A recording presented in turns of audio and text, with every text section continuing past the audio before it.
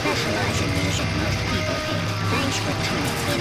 Make sure you check out our Facebook page, Instagram, and our website. Let us share the glories with you.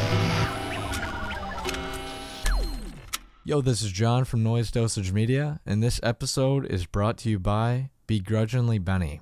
Interested in putting something horrific and grotesque on your next piece of merch? Benny is tucked away in the fiery depths of COVID quarantine, blasting the filthiest of old school death metal and drawing hideous creatures that he is waiting for you to adopt. Go over to Instagram and follow at BegrudginglyBenny and contact him if you would like some really weird original art for your band or label. Super professional, highly recommended. Yo, what's up? This is John from Noise Dosage Media, and we got Josean from Fit for an Autopsy. I'm super stoked this is happening, and I've got a few questions for him. You ready? Yes, sir. All right. So, what are some simple but deadly studio tips or tricks? Simple but deadly.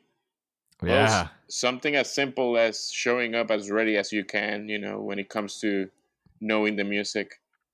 That seems like a super simple topic, but it's pretty often when you will encounter musicians in the studio and they're not ready, So that's something I always try to do. It also depends Right. on the time that we have to actually learn the music. Sometimes you have months in advance, or sometimes you just get called to do a gig and then you have to learn it in a couple hours. It all depends on the situation, but that's how I start. You have to show up ready. Right. And the one thing I noticed about your band is you guys tour a lot. Like, how do you fit in the writing? Well, luckily in our band we have Will Putney, and he stays home. He doesn't tour with us, but he writes almost everything. So he's always sending files to us. So I'll be in the road practicing the music I'm performing and learning the new music at the same time. And then, by the time I get home, I just practice it, get it ready to record. Okay. It can be stressful, but we have a way to make it work, and it's all through files, So sometimes I have like 30 files of drum beats and ideas and guitar riffs, and then, I just learn everything. And then, if from those 30 riffs we make a few that might make it to the album, and then we have a few songs, Right. Exactly. So, what's your mindset when you go into a studio?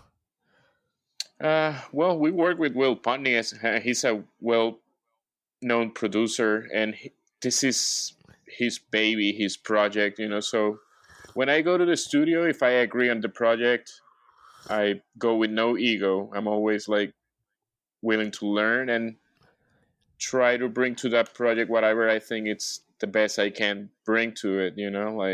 Sometimes it's my own band, so I have a little bit of more of a voice. But if it's someone else's project, I just follow the lead. I respect their music, and then I just listen. I learn.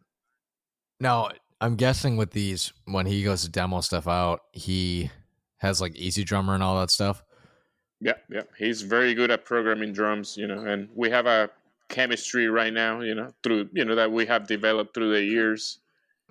Right. So he knows what I like, and I know what he likes, and, it's very healthy. Perfect. Yeah, I feel like that's one of those things that I've encountered myself where it's like, I don't know, sometimes they over technical, like I don't know, they make the drums super tough. Yeah. For the actual drummer, like it's like 10 times as hard as it usually be in like real life. That's the job in my band. Because he writes all that stuff, I have to somehow interpret, see how I can come up with my own version of what I'm listening to, and making my own thing. And, but that's part of the challenge. That's why I like that type of music. It's not easy by any means. Yep, for sure. So what are some major things in the future that you're looking forward to with like being with Fit for an Autopsy? Oh, I want to keep playing everywhere. I want to travel everywhere. Every little corner that we get allowed to set up, and bring our No. music to as many people as we can. Where's a place that you like have been wanting to go to as a kid? I dreamed about playing music in Japan, and I did that with Yes, Fit. dude, same. That'd be so sweet. I did it with Fit a few years ago, but now I want to play Hawaii and I want to play Alaska because I think those are the two states that I'm missing. Right. So I want to have everything on the checklist. I don't hear a lot of I don't hear a lot of shows happening down there. Me either. That's why I want to go.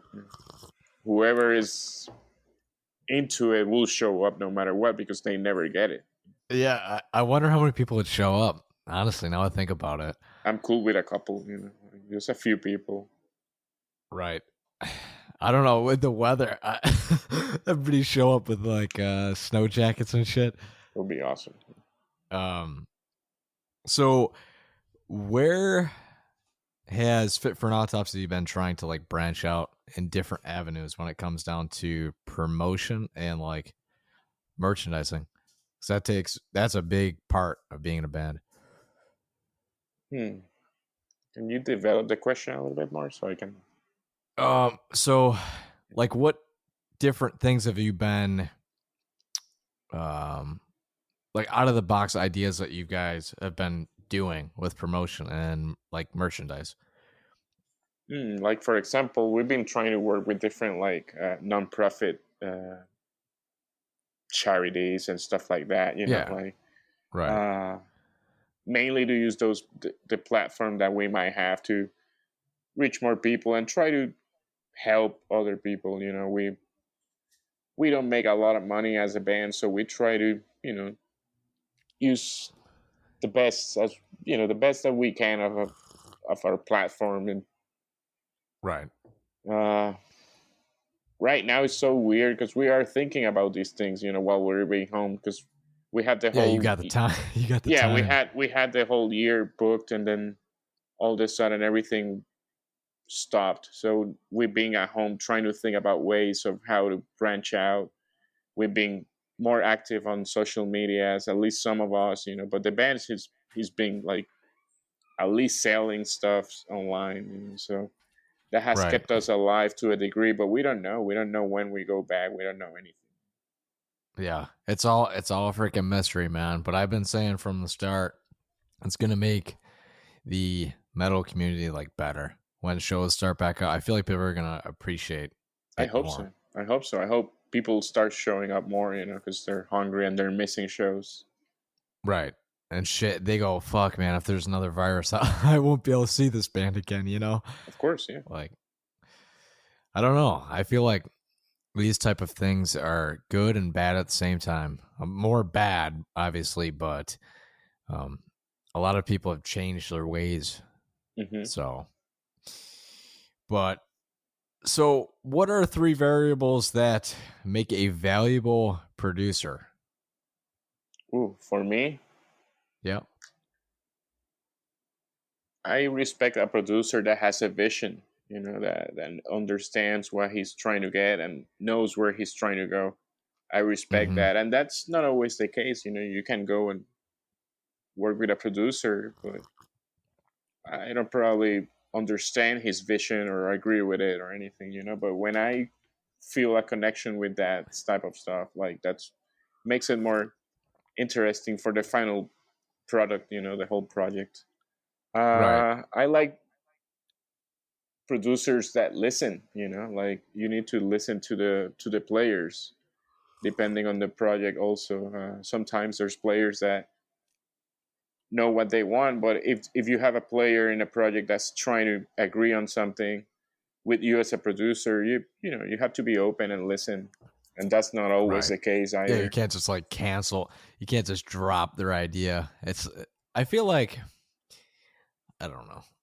It's one of those things where you have to respect their opinion, but at the same time you have to say, yo, this is my like canvas, this is my art. Sure. Like, and then, depending on who you choose for your project, you argue over what's the best thing for the project.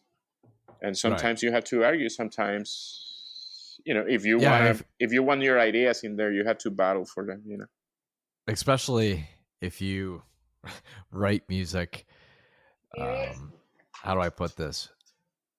Write it at the same, like if you're all in the studio at once, you know what I mean?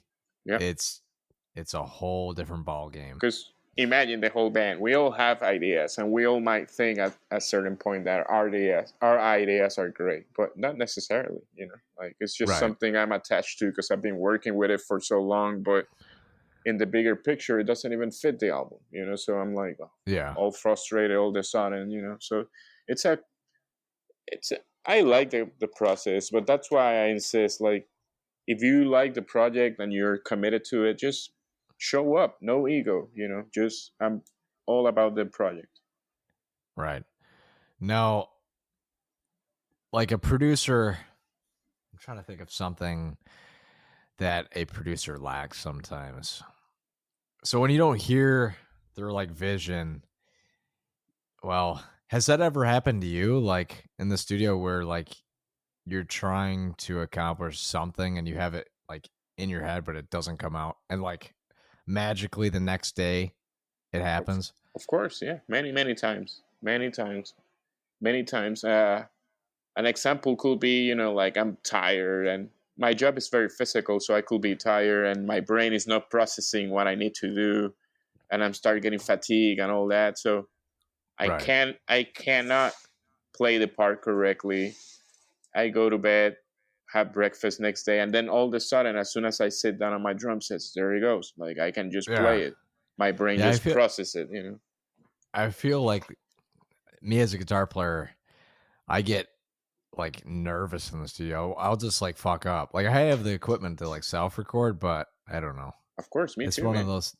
It's one of those things where you have to like battle the fact that you're never gonna be happy if you self Of record course, it. for me, man, like the studios where I get better. Obviously, going on tour makes you a sharper live musician. But in the studios where I'm creating that piece of art or whatever you want to call it, that's gonna Yeah. keep you on the road if it's good enough. So, Right. and I want to impress my friends, and I want to impress Will, and I want to impress myself, and that's where you see that you might not be as good as you thought you were because you can hear everything, and there's no Right. Triggers, man. everything. And you can Yeah. cheat, but the way we work, we try not to cheat. We try to stay honest with ourselves and that whole deal. So it's a battle because you get to confront your limitations too, and the ideas that you saw in your head might not be as good, or you can't play it yet, but you need to record right now. There's no time for you to get better, blah blah blah. Right. So that whole battle, it's challenging, but I love it. I love feeling like that because that's when you get creative under that pressure, or at least No. us. No. When it comes to this project, how long do you guys spend on tracking an album? The last one took long. The whole Okay. process. Me drums. Uh, Recording no more than a week, probably while practicing and learning it and demoing maybe a whole month. But once Mhm. I start recording, probably no more than a week for me. It's different for everyone, but at least with drums, I try to practice as much as I can, but I don't always have that luxury. But once I'm Yep. sitting recording with Will, we don't stop until we're done. Like we Right. start we start a Now, song and we just finish it. do you like to track like 2 songs a day, 3 songs a day, 1 a day? Because I'm getting older, I'm trying to do 2 a day because I like to put all my energy into them. It also Yeah. depends on what they require. If it's super demandful or not. It depends. I try to arrange them in a way that one hard one a day and then an easier one later on, or start with the difficult double bass early on and then the other one it's a little more mellow, blah Right. blah blah. Like because it kills me because I'm a crazy person, so I will keep going until my body just shuts down. Oh yeah, it just shuts down, man. Yeah, I end up hurting Um myself and that whole deal. so bringing it back to your early days, give me some advice that you wish someone would have given you back when you started drums. I didn't learn the basics. I didn't learn the rudiments, and I didn't learn any theory at the beginning. I just wanted to be in a punk band, So I skipped Mhm. all that. I'm completely self-taught. I just try to mimic my favorite records, and I still do. So if I could go back, that's something I would like to do. I can do it now, but the perception will be different. Like Yeah. I always wonder, man, I wish I could like have learned all that stuff back then and then have a little bit more knowledge now. I wonder what that would be Right. like. I've always said to myself that I wish I was like I was taught by like a Mhm, jazz guitar player in the beginning, because mhm. those guys are so talented, and like when it comes to theory, they're freaking insane. And normally they're very out of the box. Yeah. Yeah. But They listen to what we're doing and they're like, "Oh, that's this and this," and we're like, "Oh, yeah. really? I didn't know that." Well, yeah, it's one of those things, man. But hey, can't change time now. No, But I'm proud of my whole learning process. It's been very natural and very organic, and I'm just a fan of music, so I try to play like the things I like to listen to. But I like yep. many styles. hmm Okay. So here's a probably the heaviest question on this baby. How would you define success? Ooh, it depends on how you measure. Obviously, Yeah.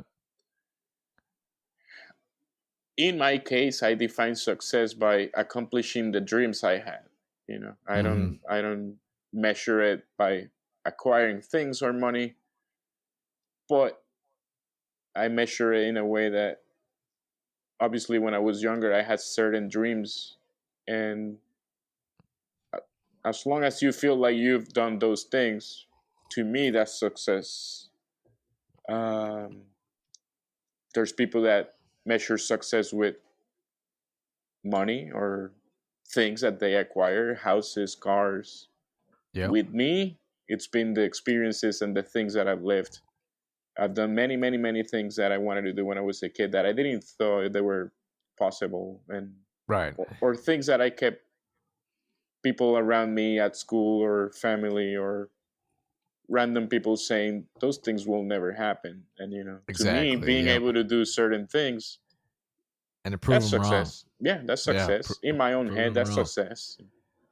Do you think any of that energy of proving people wrong? Do you ever think about that when it comes down to like getting shit done for music? Like, I does it used to. drive you sometimes? I used to, and it had a purpose and it worked for a while. Now I've stopped caring about it that much. Uh, Right. um, because it could be poison if you don't know how to handle it. Right. But it all depends, it all depends. So I try to, luckily, because we play in a heavy band, we can use negativity and anger and all that frustration into and put it into our art or my drums or whatever. So it does make sense if I'm frustrated or sad or angry, or I can put all that into the music. And Right. yeah, that could be a very positive outcome, into that. Yep.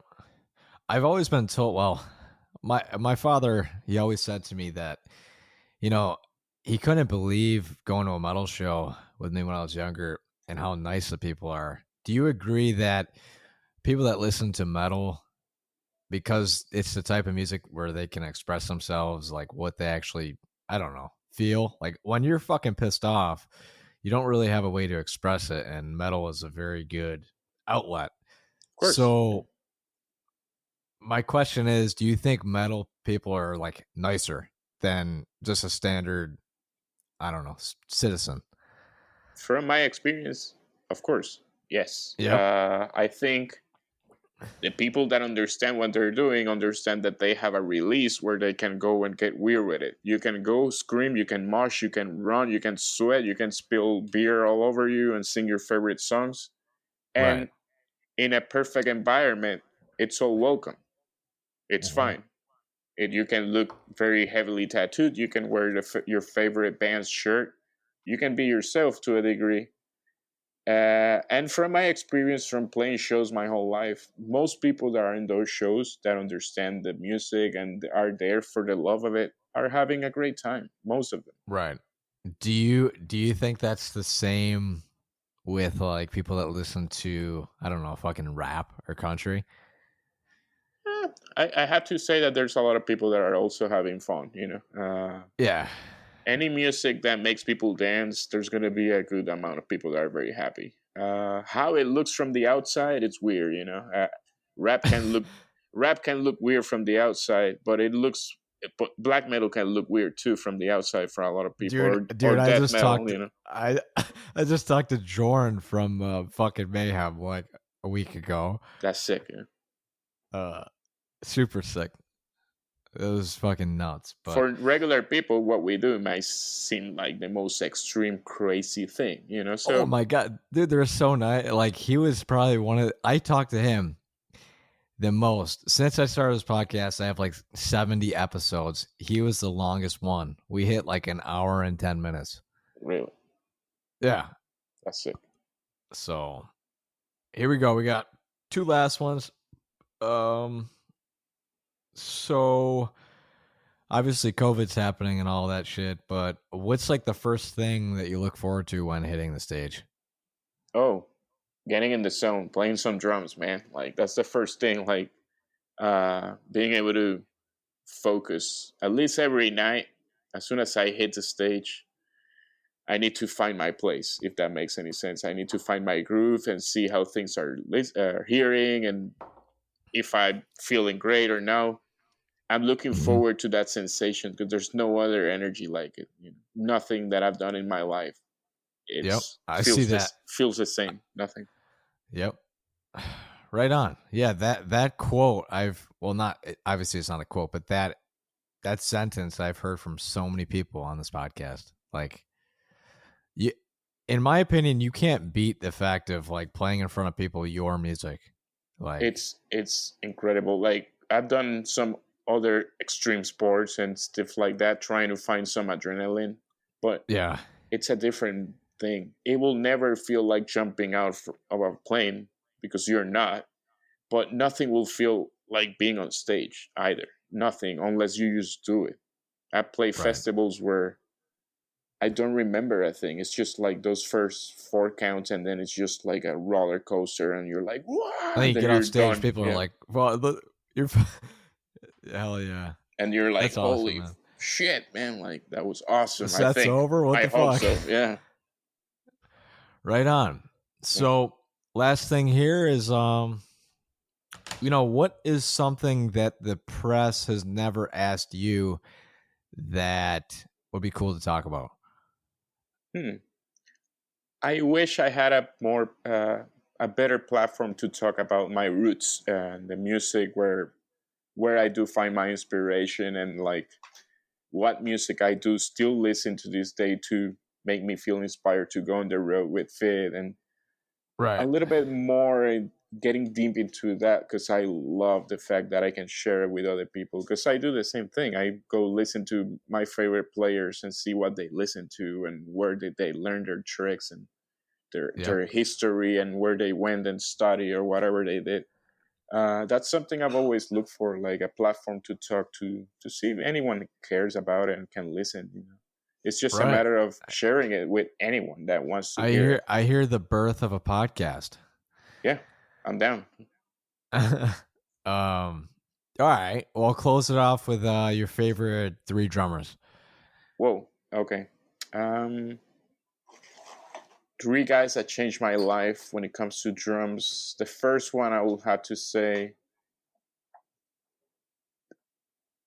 Peter Criss from Kiss. That was the first rock drummer that became my hero. Just the whole persona, the sound, and the cat costume and that whole thing. Neil Peart from Rush. That's like one of my absolute heroes. And then Keith Moon from The Who. They're awesome. 3, rock drummers, not metal or too heavy, but to this day, those are influences of mine that I go check and look for information when it comes to what I like about rock. Obviously, there's a list of many people that I can keep talking about the whole night, But those were the first few guys that made me want to sit in that drum set and figure it out step by step. Because I was listening to more complex music, but I couldn't do it. So when I heard their simplicity, I was like, oh, but I can maybe do that, and that made me very, very curious. Right. Neil Peart, I don't even dare to learn a Rush song. I mean, I could, but that's a lot of time. I thought I knew a lot, and then now as I get older and learn a little bit more and more about the instrument, I'm listening to them, and then I'm like, oh, I was so wrong. That wasn't even close to it. Right. Like it's harder than what it sounds like. Right. Yeah, I was expecting some breaks in there. No, I really like. I can't. If somebody asked me that question, I'd be like, let me think. It's hard, because I'm always obviously leaving very important people out and heroes of mine, but those guys have been there in my catalog forever, for a very long time, and those are the type of bands and guys that it doesn't matter how many years go by. When I listen to it again, I'm always stoked. If I'm somewhere Right. and a Rush song comes out, I have to air drum to it. There's no way around it, So that makes them my favorite drummers. It's Okay. not from a technical standpoint or anything like that. It's just if their pulse gets me or not. Right. All right. So, out of all those questions, which one do you think I should repeat on my next episode? What was the best question? I like those influences one. I think Yeah. that's a very common one. But for anyone that is a very super fan of what they do, it's always a good topic to talk about.